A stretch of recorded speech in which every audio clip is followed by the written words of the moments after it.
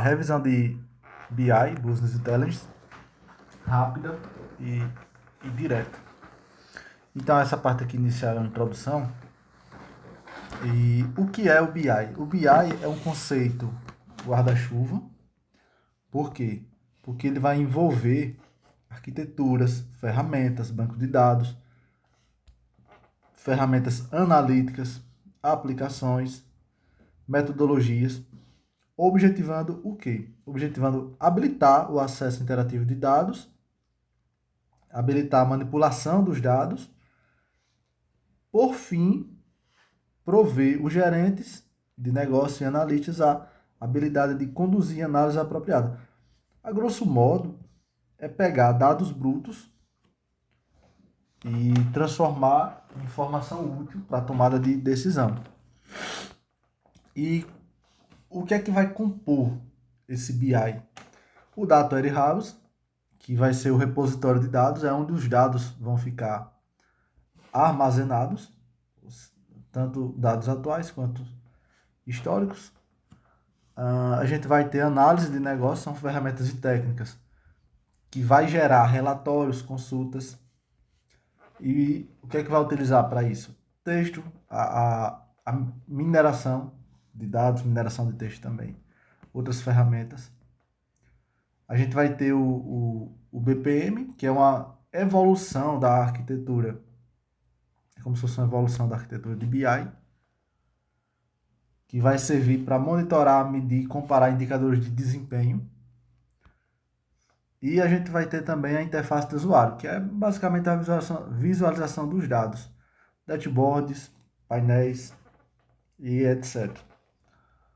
Então a gente tem aqui esses quatro pilares arquitetônicos do BI.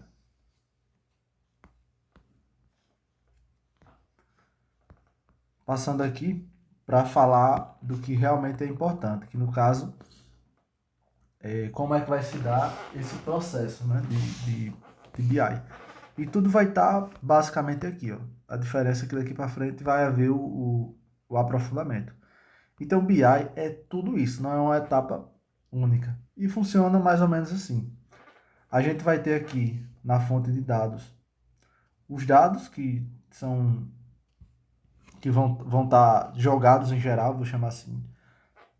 Vai ter RP, vai ter o dado legado, que são os dados antigos da empresa. Vai ter as transações normais. A gente vai ter dados externos. Então, e tudo isso é a fonte de dados. Tudo isso é a fonte de dados. Com esses dados, como eles são muito heterogêneos, ou seja, são distintos um do outro, é necessário fazer um tratamento. E aí, primeiramente, eles vão aqui para o staging, que é como se fosse uma mesa de triagem aqui, ó. E a gente vai passar pelo processo ETL. A gente vai ter também o processo LT, só que isso aí vai ficar um pouquinho mais para frente. E o que é que significa ETL? Extração, transformação e load. Ou seja, extração, eu pego esses dados daqui e coloco aqui, ó, na estagiária. Transformação é onde eu vou arrumar esses dados para que eles sejam... Vou tratar eles, vou fazer o que for necessário, como a gente vai ver mais à frente, para que eles sejam analisáveis, vou dizer assim. E depois eu vou para a etapa de load, que nada mais é do que colocar no repositório de dados para que fiquem prontos para serem analisados, certo? Então aqui no ETL, a gente vai ter a etapa de seleção, ou seja, eu vou escolher os dados que eu vou querer utilizar, eu vou extrair eles, eu vou transformar, deixando todos no mesmo padrão.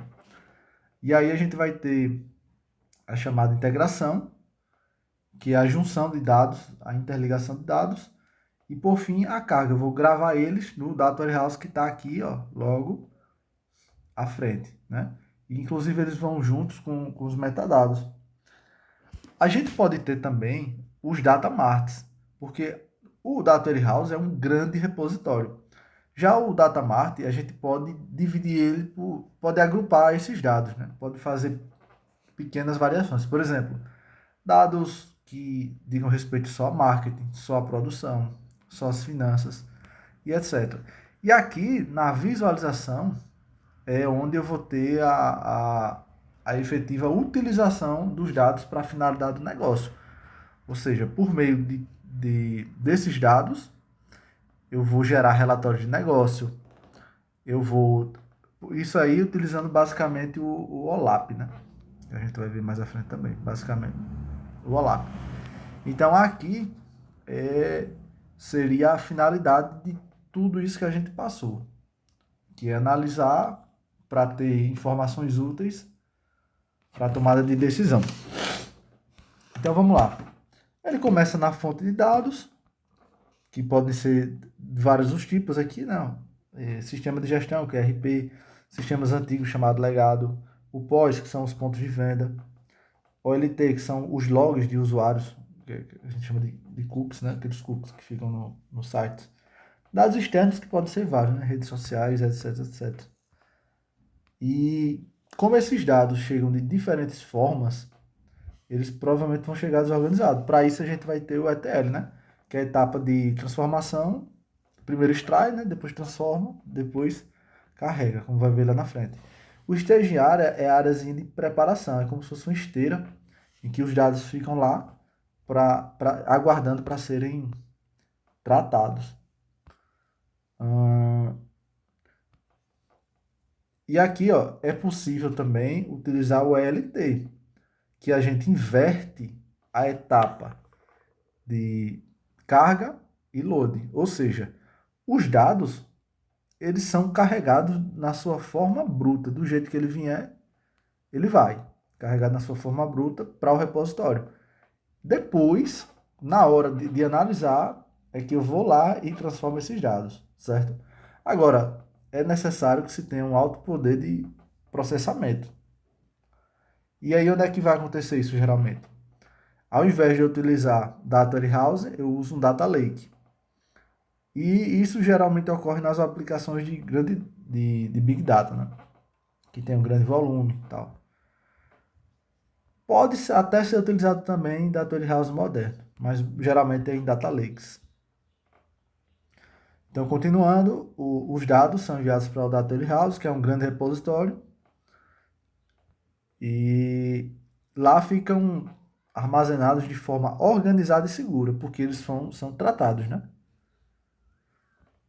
Ao contrário dos bancos de dados transacionais do dia a dia, porque esses são desorganizados. Então, o Data Warehouse ele já é otimizado para análise e tomada de decisão. Os dados dele são históricos. Ele pode guardar também os metadados. É possível rastrear e ter confiabilidade neles. Tudo isso aqui está caracterizando o Data Warehouse. Podem ser distribuídos também data marts, que são subconjuntos especializados voltados para áreas ou departamentos. E por aí vai.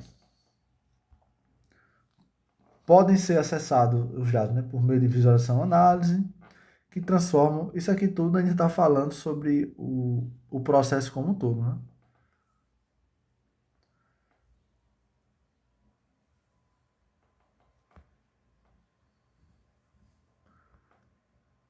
Tá, vou continuar aqui para adiantar.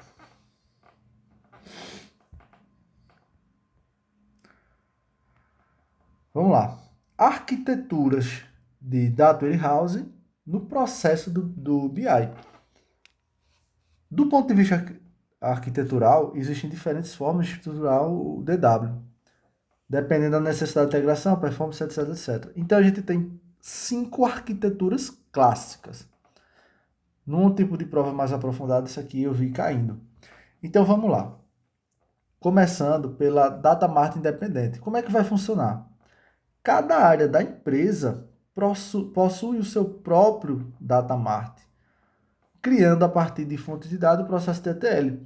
Então veja só, do sistema, ó, a gente tem aqui a origem dos dados, sempre vai ter essa origem, né, aqui no começo. Depois a gente vai ter o ETL normal. Agora, ao invés de ir para o Data Warehouse para depois ir para os datamarts, a gente já vai direto para os datamarts independentes, certo? Então aqui a gente não tem a figura do Data Warehouse, por isso o nome dele é Datamart Independente. Arquitetura de barramento com datamarts ligados dimensionalmente. O que acontece? É a mesma coisa aqui do independente. A diferença é que eles são ligados uns aos outros, o que permite análises integradas. Então é a mesma coisa desse, só que o usuário ele não vai olhar de um em um, ele pode olhar todos em conjunto. Aqui no Ruby and Spook, existe uma centralização em um Data Warehouse relacionado e normalizado, e os datamarts são gerados a partir dele. Ou seja, aqui nesse caso, é o padrão, né, do BI. É a Ruby and Spook. Porque vem para o sistema de origem, os dados são tratados, vão para o Warehouse, os dados são relacionados, são normalizados. E a partir daqui, podem ser criados datamarts dependentes do Data Warehouse. A gente tem também a arquitetura de Data Warehouse centralizada, em que a gente não tem a figura dos datamarts. Ou seja, toda e qualquer consulta, análise, é feita nesse grande repositório. A gente não vai ter, como aqui o Ruby and Spook, vai ter o Data Warehouse e os datamarts, né, divididos. Então, centralizada, não temos a figura do datamarts. É o único DW corporativo para todo mundo. E a gente tem a arquitetura federada, que ela vai integrar diferentes sistemas existentes. Data Warehouse, datamarts, legado, seja de forma física ou lógica, sem necessariamente mover os dados. Então é como se a gente tivesse grandes repositórios, uns ligados aos outros.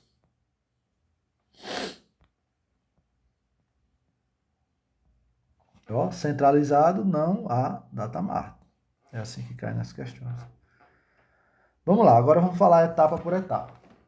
Iniciando pela ETL, que é extração, transformação e carga.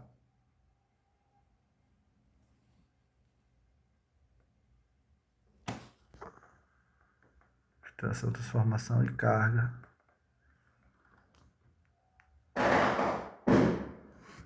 Vamos lá. Extração é a leitura de dados de uma ou mais fonte de dados. Transformação é a conversão desses dados para a forma em que precisa estar para que possa ser colocado no Data Warehouse. E temos a carga, que é somente colocar lá, né? Então, as ferramentas ETL também transportam os dados entre fontes e destinos, documentam isso, trocam metadados com outras aplicações, etc. É extremamente importante. Então, o objetivo é carregar o armazém de dados com dados integrados e limpos. O processo de migração para o Data Warehouse envolve a extração dos dados de diferentes fontes, e etc, etc. Aqui ele vai dar algumas fontes, arquivos externos, e por aí vai. Eu falei por aí vai umas 10 vezes. Essas regras podem ser usadas na metadata aplicada centralmente da Data Warehouse. Diferem da OLTP, que geralmente possui das regras comerciais espalhadas por todo o sistema. Vamos lá. O que é que quer dizer isso aqui? Significa que quando a gente está falando de Data Warehouse, como tudo tem que ser padronizado, normalizado, é como se a gente quisesse colocar todo mundo igualzinho, vestir com a mesma roupa. Enquanto aqui, quando a gente fala de OLTP, que é o sistema transacional do dia a dia, considerando que a gente pode ter vários tipos de transações, então podem ter regras diferentes por tipo de transação também, né? Então, nada impede que seja que a gente tenha essa diferença aí. Continuando, aqui o processo. A gente tem a fonte de dados, vai ocorrer a extração, vai vir aqui para a staging área, que é essa área intermediária, para depois ser carregada no Data Warehouse ou até diretamente no Data Mart se a gente tiver a arquitetura de Data Mart independentes, né? Então, componentes essenciais devem ser considerados. Primeiro, suporte para captura na mudança de dados. Ou seja, o carregamento incremental permite atualizar o Data Warehouse Analytics com novos dados sem fazer um carregamento completo. Então é como se eu estivesse apenas incrementando. Ou seja, sei lá, uma vez na semana eu faço esse processo colocando as transações, os novos dados, né? A gente tem a auditoria e registro, que é o registro detalhado na pipeline ETL, para garantir que esses dados sejam auditados depois de carregados. Em resumo, tudo que passar eu vou ter a informação sobre isso. Tratamento em vários formatos, então como a gente vai ter várias fontes, precisa saber lidar com tudo isso, bem como com as tolerâncias e falhas. Suporte e notificação. Eu posso ter um sistema de notificação para alertar quando os dados não forem precisos. Isso pode incluir uma notificação proativa, que é quando ela vai diretamente para o usuário. Pode transmitir o erro de uma API de terceiro. Pode ter também um erro inesperado no conector e cria automaticamente um ticket para o engenheiro examinar ele. Então, ou seja, é algo bem automatizado, né? Utilizando o monitoramento em nível de sistema para coisas de erros comuns, etc. A latência tem que ser baixa, porque tem decisões que têm que ser tomadas basicamente em tempo real. Então, a atualização é crítica. Então, o que é que a gente vai buscar? O mínimo de latência possível, não o máximo. A escalabilidade. A gente precisa suportar um rendimento muito grande de dados, então tem que ser escalar. Tem que ser preciso, porque eu não posso descartar dados de uma forma que corrompa o seu significado. E agora vamos detalhar as fases do ETL, começando pela extração. Bom, a extração é quando eu identifico fonte de dados e linhas, colunas, campos que vou extrair dessas fontes. Então, o primeiro passo é o planejamento, que vai incluir a estimativa de volume de dados de cada fonte, ou seja, qual é o volume de dados, o que é que eu preciso de armazenamento para isso, né? Então, o planejamento vai de acordo com o volume de dados. É importante extrair os dados de forma que não haja impacto negativo nos sistemas de origem. E ela vai ocorrer basicamente de três maneiras. Pode ser uma notificação de atualização, ou seja, quando houver uma alteração no registro, simplesmente vem essa notificação e a gente inicia o processo. Ela pode ser incremental, identificando quais registros foram modificados, e aí eu vou extrair esses registros para o processo, bem como eu posso ter a completa, que aí eu vou recarregar tudo de uma vez. Só que geralmente é o último recurso, né? Porque vem tudo de uma vez. Então, extração, três maneiras principais. Primeiro eu tenho que saber, eu tenho que identificar os dados, estimar o volume, ler os dados. As três maneiras principais é por atualização, incrementação e a completa, que vai tudo. A transformação, aqui a gente tem que ter um pouquinho de atenção, porque tem algumas regras mais específicas e cai um pouquinho. Então, a transformação refere-se à limpeza e agregação, que são basicamente opostos. Limpeza é quando eu tiro o excesso. Agregação é quando eu posso juntar ou eu posso agregar algo, agregar alguma informação, até mesmo de maneira indireta. Transformações básicas, limpeza. Limpeza é retirar as inconsistências, né? Por exemplo, o mapeamento do null, de null para zero, ou seja, o que tiver null eu coloco zero, eu substituo. Ou o que tiver a palavra masculino, eu reduzo para M. Então eu deixo o mais limpo possível e padronizado. Deduplicação, duplicação, tem a ver com registro duplicado. Então eu vou retirar o que for duplicado. Revisão de formato é quando eu tenho o mesmo tipo de dado, só que está em formatos diferentes. Por exemplo, quantidade de tempo. Eu posso ter, como eu vou tirar de vários dados, aí vamos supor que um determinado dado, o padrão dele, seja em horas, o outro seja em minutos, o outro seja em segundos. Então a gente revisa o formato e deixa tudo padronizado. Bem como a reestruturação da chave, em que a gente vai estabelecer o relacionamento de chave entre as tabelas, né? Transformações avançadas. Aí aqui a gente vai ter algumas que tem que ter um certo cuidado. Vamos lá. Derivação é a aplicação das regras de negócio aos dados novos, etc. Por exemplo, criando uma métrica de receita que subtrai os impostos. Então aqui eu já faço um cálculo e eu vou derivar esse cálculo. Ou seja, eu vou deixar ele líquido. Filtragem. Eu posso selecionar apenas algumas linhas ou colunas. União, eu posso fazer vinculações, vincular um dado com outro. Dividir, o inverso de vincular, né? Eu divido uma coluna em várias.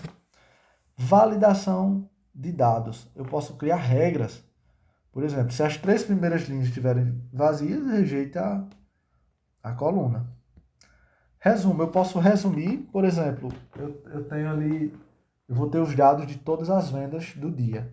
Eu posso simplesmente resumir, utilizando justamente a agregação, fazendo apenas a soma dessas vendas. Integração. Cada elemento de dado exclusivo deve ter um nome padrão com uma definição padrão. E a integração reconcilia esses diferentes nomes e valores para o mesmo elemento. Discretização. Essa aqui tem que ter cuidado que caiu na Cefaz Sergipe. É quando eu vou converter variáveis contínuas, como renda, idade, em categorias ou faixas. Porque o que é que vai acontecer aqui? A contínua, vamos supor, eu quero transformar, como o exemplo que ele está dando, né? Eu vou transformar em categorias, idades em categorias. 30 a 39, no caso. E a normalização, eu vou escalar os dados para um intervalo comum, geralmente entre 0 e 1. E do ponto de vista arquitetônico, eu vou ter a transformação em vários estágios.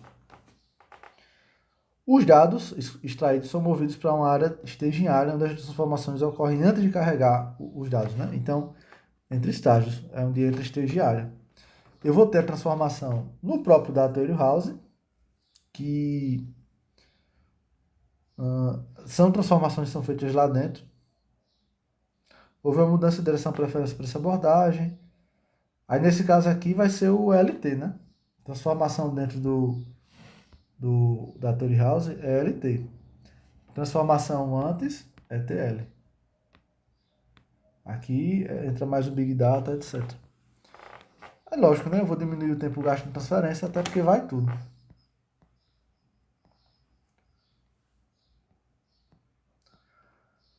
E por fim, a gente tem aqui a fase de carga, que é quando eu carrego, né, no Data Warehouse. Aí eu posso ter uma carga total, carga incremental. Quando falar em fluxo extremo, eu vou falar de pequenos volumes. Eu posso ter em lote, que aqui eu posso guardar grandes volumes. Basicamente eu vou ter só essas duas. E agora uma observaçãozinha sobre o LT, que é geralmente utilizado em Big Data e Data Lake.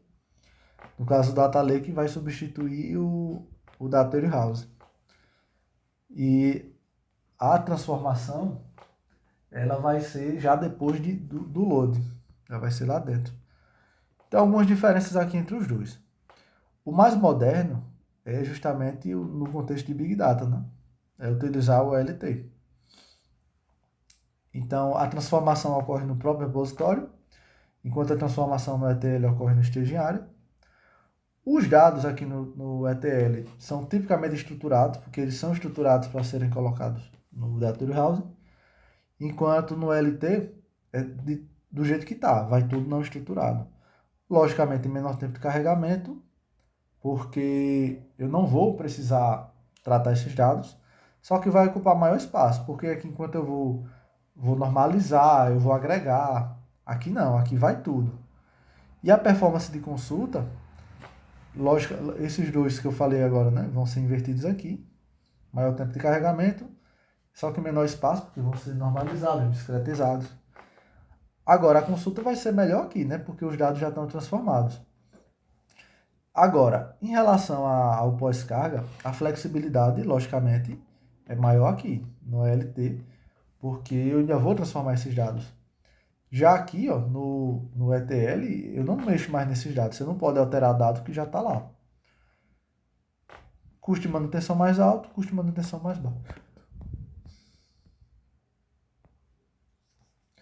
O ETL tende a demandar menor espaço do que o LT, pois não armazena os dados brutos, apenas os dados já transformados, né? Como a gente viu aqui.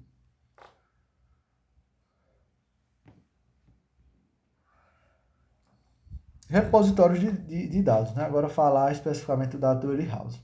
A gente vai ter aqui até alguns tipos. Vamos lá.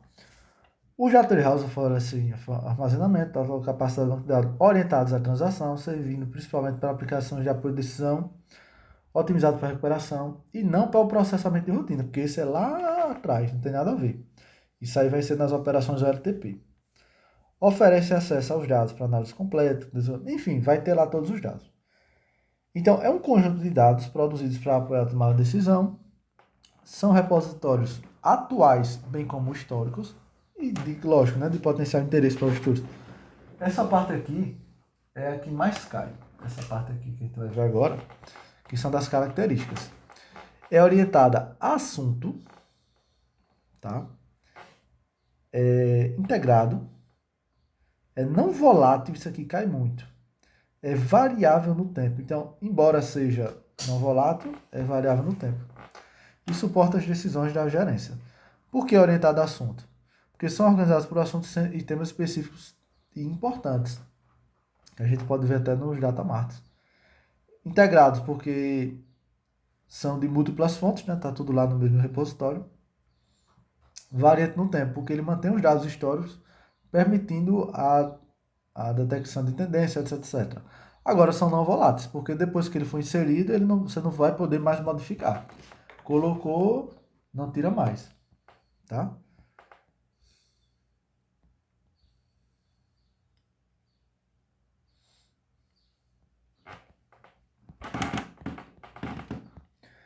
Em relação aos data marts, né, que são subconjuntos do Data Warehouse, como finanças, marketing, produção, etc. A gente já viu os tipos de arquitetura, né, tem até o data mart independente. Então vamos ver aqui basicamente uma diferença entre o DW e o DM. O nível aqui do DM é departamental, enquanto aqui é corporativo, né? Aqui eu tenho visão global, aqui eu vou ter de uma unidade menor complexidade, menor volume, baixo custo. Níveis estratégico, tático e operacional. Aqui eu tenho estratégico e tático, mas eu não tenho o operacional. E alto custo inicial, né? O DW. Desenvolvimento do DW. Aqui, ó, como é que eu cheguei na construção de um DW. Aí esses dois caem muito em prova, que é o Bill Hillman e o Kimball. Então a gente vai pensar assim. O normal, natural, como a gente aprendeu aqui, é o do Bill Hillman. Então a gente vamos fazer assim. É o primeiro. Porque esse aqui é com BI e esse aqui é o K, né? É o Kimball. O Kimball já vai ser todo atrapalhado, mas ok. Como é que vai funcionar aqui o Bill Hillman? É o top-down, de cima para baixo. Ou seja, eu tenho um data mart, aliás, eu tenho um data warehouse que vai alimentar os data marts. Tá? Então, eu vou ter dados relacionais, eu vou ter normalização, orientado por assunto, voltado a profissionais de TI. E a consulta é feita onde? Aqui, ó, nos data marts, porque já está organizadozinho. Esse aqui, o Kimball, é todo ao contrário. Por quê? Eu começo pelo data mart, por barramento, aqueles que são integrados, né? E a partir deles é que eu chego no Data Warehouse. É por isso que chama de bottom-up, de baixo para cima. Aí já aqui eu vou empregar uma modelagem dimensional. Os dados são não normalizados, ó, tudo ao contrário. A orientação não é assunto, mas aqui já é processo. Eu vou ter alta acessibilidade a usuários finais, porque a consulta vai ser aqui, ó, e não vai ser aqui. Torna fácil o acesso direto pelos usuários à consulta nos dados, né? Porque a consulta é diretamente no DW. Essas são as diferenças. Os repositórios modernos destacam-se o Data Lake e o Data Lake House. O Data Lake é tudo, né? É aquele repositório. E a gente vai ter também aqui o Warehouse. É isso mesmo, Data Lake e Data Lake House, que vai misturar os dois. Então, o Data Lake é aquele que vai tudo, né? Vai estruturado, semi-estruturado, não estruturado, vai tudo para lá. Enquanto o Data Warehouse é tudo certinho, geralmente é dado estruturado. Então, o Data Lake não impõe um esquema pré-definido, vai tudo, porque ele vai ser analisado depois. Por isso é necessário um armazenamento em larga escala. A principal vantagem é justamente essa capacidade de armazenar grandes volumes e oferecer suporte a uma ampla variedade de casos de uso em ciência, lá. Também apresenta limitações, pode ter baixa confiabilidade, etc. Porque vai tudo, não tem consistência, não tem tratamento prévio. Né? Pode não, vão estar desorganizados e podem se transformar no data swamp, que é o chamado pântano de dados. E o que é o data swamp? É um data lake mal gerenciado, certo? Então, um data lake é útil quando os dados estão brutos, mas, ao mesmo tempo, na medida do possível, bem organizados. Catálogo, controle de acesso, padrão, propósito de uso, histórico, etc. E o que é esse Data Lake House? É uma arquitetura que vai combinar o Data Warehouse com o Data Lake. Ou seja, ele vai pegar o melhor dos dois mundos, garantindo uma maior flexibilidade, maior confiabilidade, etc. Então, no Data Lake, todos os tipos de dados são armazenados sem qualquer processamento prévio. Ok. Só que é assegurada a integridade e consistência dos dados. É feita a redução de dados, a gestão é simplificada, ocorre uma melhor governança, suporta uma variedade de carga de trabalho maior. Então, basicamente, ele vai ter tudo, o que falta nesse vai ter aqui.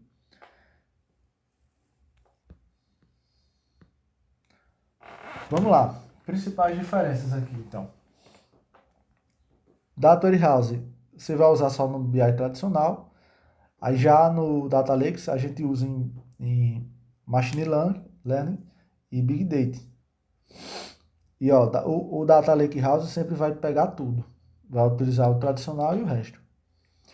Data Warehouse estruturados, enquanto nos demais pega tudo. Data Warehouse definido no momento da escrita e aqui é no momento da leitura. Por quê? Porque no momento da leitura que eu vou definir o tipo de tratamento que vou utilizar, né? O tratamento é feito somente no momento que eu vou analisar ele. E não vou nem falar do último aqui, porque ele já é tudo, suporta tudo. Usuários típicos, analista e tal, vou passar. Custo de armazenamento mais elevado, aqui é mais baixo, porque você não vai ter tratamento prévio, e aqui é otimizado. Confiabilidade aqui é alta, aqui é baixa, e aqui é alta, inclusive com suporte às transações ACID. Né? Governança e segurança integrada, com controles granulares. Aqui eu preciso de uma implementação adicional. E aqui é a melhor dos mundos. A escalabilidade aqui já é limitada, aqui é alta. Latência. Eu tenho uma alta latência, aqui é baixa. E a gente lembra que o que a gente quer é uma baixa latência. Né? Suporte a streaming é limitado. Tem suporte a dados. Então aqui já é mais fraquinho. Já no Data Lake, a gente tem suporte a dados em tempo real. A principal utilização é por meio do SQL. Aqui eu já tenho tudo, ó, nos dois. E a gente tem a figura também do Data Mesh. O que seria esse Data Mesh? É uma estrutura arquitetônica que resolve desafios avançados de segurança por meio de propriedade não distribuída e descentralizada. Deixa eu ver se tem um desenho aqui embaixo.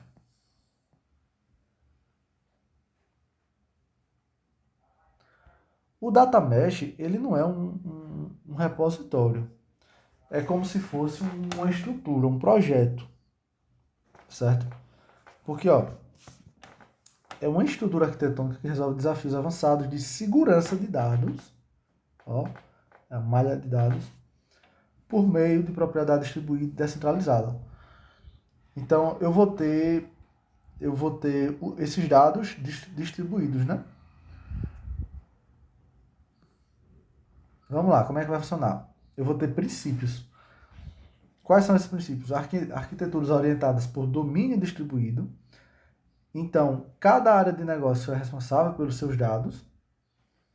Eu vou utilizar esses dados, eu vou tratar eles como se fosse um produto. E por isso eles têm que ser descobríveis, endereçáveis, confiáveis, autodescritivos. Eu preciso ter uma infraestrutura de autoatendimento, é como se fosse uma prateleira. Então deve existir uma plataforma comum que facilite qualquer área publicar e consumir dados sem depender de técnicos o tempo todo. A prateleira é única, mas cada área põe seu produto nela.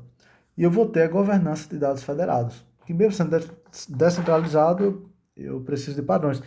Enfim, é uma estrutura arquitetônica que eu vou ter uma descentralização no tratamento desses dados. E esses princípios são essenciais. É por isso que essa arquitetura é orientada por domínio distribuído. Então, esses dados vão ser distribuídos por cada área de negócio, como se fossem data marts. Só que aqui eu vou ter realmente um campo de pessoas só para aquele tipo de dado. Vou tratar esse dado como produtos. Eu preciso ter infraestrutura de autoatendimento, ou seja, uma simplificação técnica.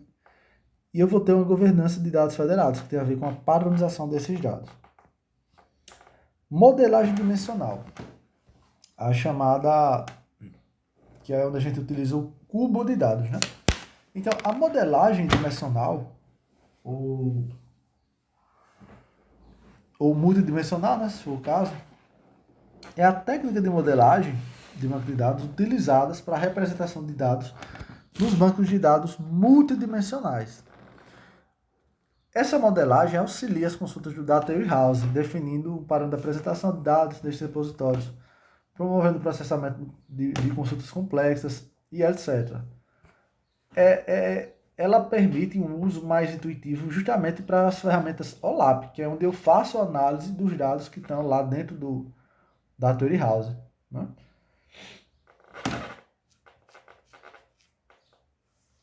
E essas matrizes multidimensionais são chamadas de cubo de dados, que é isso aqui, ó. Para a organização dos dados nesse formato, o desempenho da consulta pode ser melhor do que no dado relacional, porque eu consigo fazer mais ligações.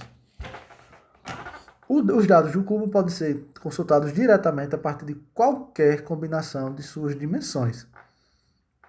E os cubos que possuem mais de 3 são chamados de hipercubos. Ó, o cubo vai funcionar mais ou menos assim, ó.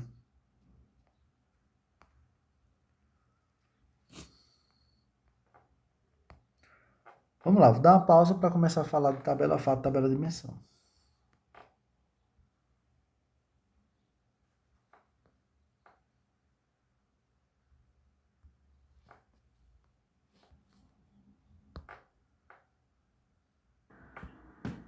Então, continuando aqui, a parte que mais cai. Falar do armazenamento dimensional que vai envolver as tabelas fato e as tabelas dimensão. Como é que vai funcionar isso aqui? As tabelas fato são aquelas que vão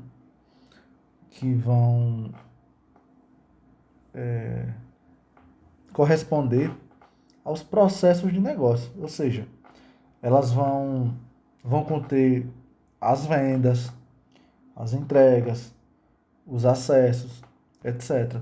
Então elas vão trazer métricas operacionais, medidas agregadas, medidas de desempenho e outras métricas. Veja a quantidade de vezes que aparece a palavra métricas e medidas, né?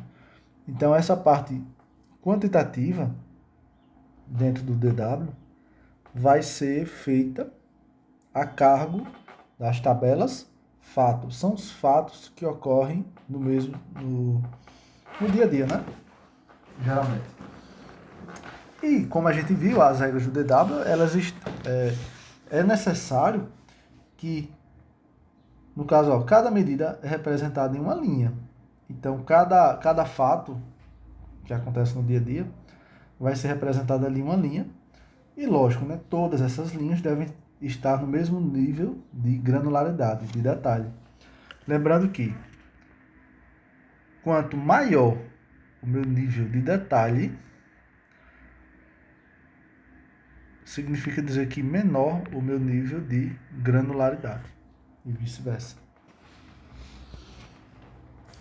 Então, como é que vão se dar esses fatos dentro da tabela fato? Pode ser aditivos, não aditivos ou semi, o meu termo. Aditivos são os mais úteis e frequentes, porque eu vou somar valores gerados pela seleção de membros das dimensões. Ou seja, em vez de eu trazer milhares, centenas de linhas, eu somo elas e trago um resultado. É por isso que elas são aditivas, porque eu somo. As semi-aditivas são aquelas que eu somo apenas uma parte das dimensões. Um escopo único, como por exemplo, quantidade de estoque. Eu não vou contar 1 mais 1 mais 1 mais 1. Eu vou dizer a quantidade do estoque. Nesse caso aqui, eu não vou utilizar a dimensão tempo, porque a gente vai ver que toda tabela fato geralmente vai ter essa dimensão vai ter que ter o tempo nela, né? E as não aditivas, eu não posso adicionar nada, tem que ser, para agregar, é necessário percorrer uma linha por vez. Quando se tratar de medida textual, isso geralmente vai para a tabela dimensão, mas pode acontecer também na tabela fato. Informações textuais redundantes não são na tabela fato. O que é que vai acontecer na tabela fato? Geralmente, ela vai conter uma chave primária composta por um subconjunto de chaves estrangeiras. E essas chaves estrangeiras vão estar ligadas às tabelas de dimensão, que é onde vai acontecer o detalhamento. E então essa chave primária é chamada de chave composta ou concatenada. Embora seja comum utilizar lá, alguns projetos usam também a chave identificadora, ROID. A dimensão tempo é sempre representada como parte da chave primária, porque é uma chave composta, né? Então, o tempo, vamos supor que eu tenha 3 chaves primárias aqui, né? Sendo uma chave composta, o tempo vai ser sempre uma delas. As tabelas fatos são utilizadas para representar relacionamentos de muitos para muitos. Isso aqui cai também, vai ver essa questão. Na verdade, o tempo é quase sempre, né? Porque o histórico é essencial. Só que há alguns cenários em que a granularidade não exige.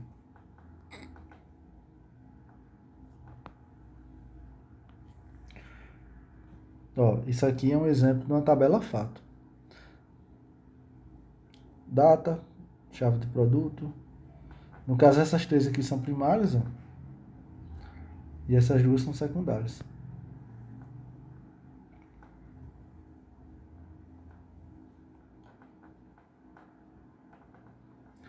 Então, os atributos dessa tabela são medidas associadas ao negócio. Quantidade, ó, sempre numérica. Valor da venda e etc. As tabelas fato perceba que a tabela fato possui três chaves estrangeiras, que são as eficazes, que são representadas por chaves primárias nas tabelas de dimensão. Elas vão remeter à tabela de dimensão. Então, o que são as tabelas de dimensão? As informações que descrevem e dão contexto aos dados da tabela fato, ou seja, elas vão representar a entidade de negócio, serve para armazenar caracteres de informações como tempo, geografia, produto, cliente e etc. Então, a tabela de dimensão vai trazer a parte qualitativa dentro do DW.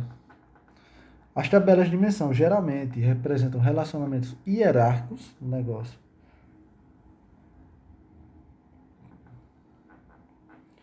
Os atributos da dimensão são geralmente textuais e discretos na dimensão. Ó. Enquanto lá é numérico, aqui é textual e discreto.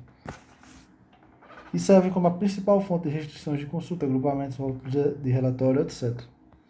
Ela serve para compreender. As tabelas de dimensão acompanham uma tabela de fatos contendo os descritores textuais de negócio. Elas têm muitas colunas ou atributos, enquanto a gente viu que a tabela fato, ela tem muitas linhas, né? Então, lá, linhas aqui, ó. Então, veja, aqui, basicamente, eu vou ter só uma chave primária, enquanto lá, na tabela fato, é uma chave composta. E aqui, ó, eu vou detalhar o item. Enquanto aqui seriam lá várias vendas, aqui eu tenho, ó, o nome do produto, né? Aí, descrição, código, descrição completa, categoria, departamento, tudo sobre o produto. Enquanto lá eu vou ter cliente, data, produto, valor, quantidade, que vai tudo remeter a tabelas de dimensão. Então, elas vão ter informações das descrições das linhas da tabela fato.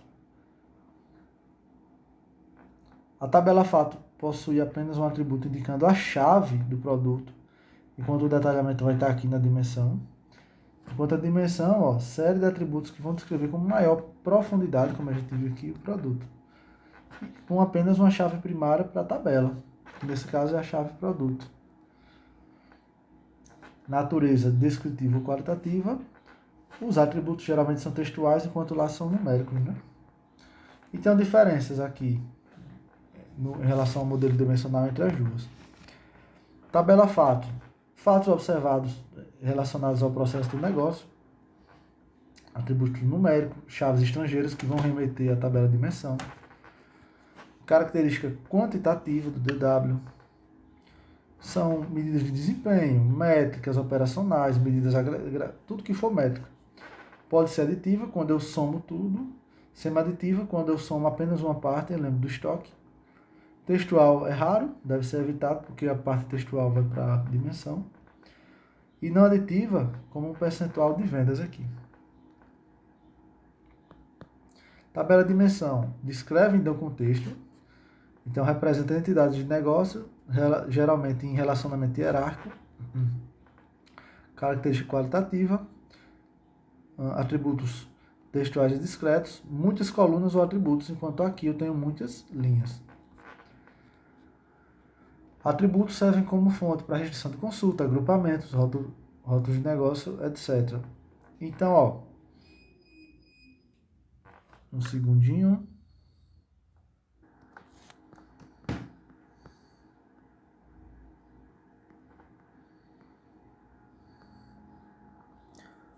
Pausar aqui para daqui a pouco falar sobre os esquemas multidimensionais, estrela e flocos de neve.